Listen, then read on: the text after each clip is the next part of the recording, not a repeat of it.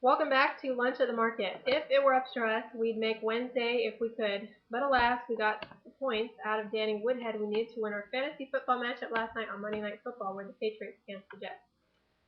Speaking of pantsing things, we have to give you fair warning regarding today's Lunch at the Market.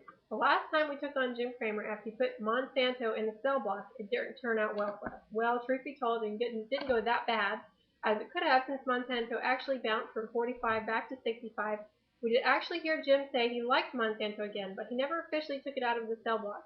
To Jim's credit, the stock dropped from 85 to 45, and Jim saved people nearly 50% loss in their investment if they listened to him. But we're slow to learn, so we'll try one more time to take on Jim Cramer. This time, our battleground is Activision Blizzard. This is the company that has an industry best franchise in Blizzard and a darn good console business with Activision.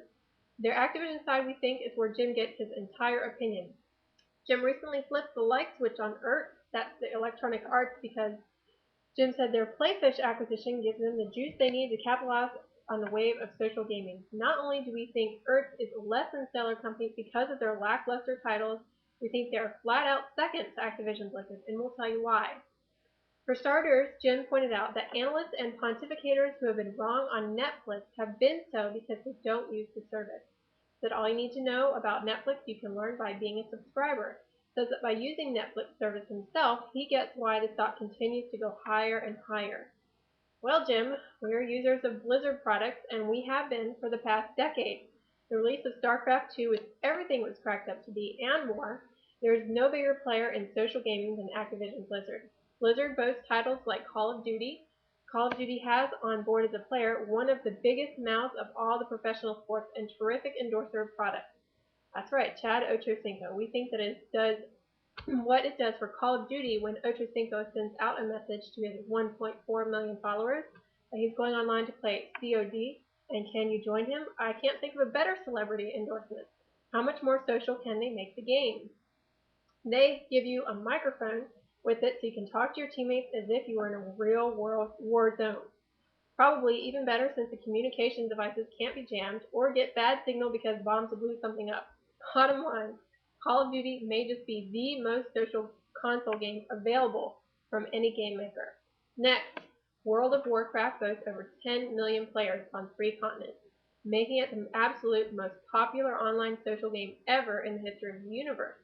Well, at least in this universe, not sure about the other ones out there. Bottom line, the new Cataclysm release from ATVI means that not only should existing players be retained, but those that left because of the beginning stages of the game has remained the same for years now. They have completely rebuilt the universe that's better run, managed, and designed than ever before. We think, just like Blizzard did with StarCraft II, the excitement around ATVI and all its products will continue to grow in popularity. We think ATVI and not ERTS is the way to play the future of social gaming, despite the constant hitting of the don't buy button by Jim on the show every time someone asks about ATVI. The stock trades with a 46 PE, which is absolutely terrible, but the forward P is 14. Estimates are obviously dramatically higher for the next year than they are for the current, and there's no reason for them not to be with the release of their brand new World of Warcraft Cataclysm, new expansion packs for StarCraft II, and the new Diablo title all in the works. Cataclysm is already a reality, and StarCraft II expansion should be out by Christmas. The best days for this company are ahead of them. The company has $2.85 per share in cash. That's good for $2.85 billion in cash on the balance sheet and zero debt. The PEG for the company is just barely over 1. All of those metrics are terrific, and the company pays a 1% dividend to boot. ERTS has no PE because they've lost money, and the forward is an 18. PEG is 1.4. ERTS does have more cash per share at $4.99 per share, but they only have $1.6 billion in the coffers, and that's $1.2 billion less than ATVI. I can't think of a single earth-shattering title coming out for Electronic Arts, and neither should investors.